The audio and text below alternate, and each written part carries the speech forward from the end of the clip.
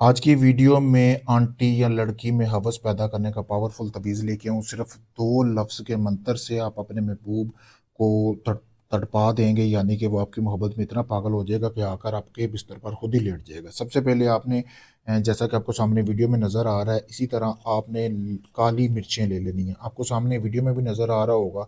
आपने तकरीबन 7 काली मिर्चें लेनी है। मिर्चें लेने के बाद आपने एक लड़की जो है उसका हैज़ वाला कपड़ा लेना है, गंदा कपड़ा लेना है जिसको आप अपनी मोहब्बत में पैदा, मतलब कि दिल में मोहब्बत पैदा करना चाह रहे हैं।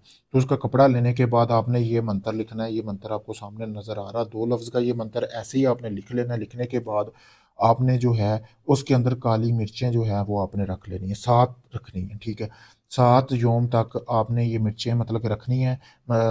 और उसके बाद आपने यानी 7 मिर्चें रखने के बाद आपने इसको किसी भी कब्रिस्तान में 24 घंटों के लिए दफन रहने देना। फिर 7 यौम तक आपने एक-एक मिर्ची निकाल के आप किसी भी चीज़ में डाल के उसको खिलाते जाएँ। जैसे-जैसे आप ये मिर्चें खिलाते जाएँगे, वैसे-वैसे उसके तन बदन में आग लगती जाएगी।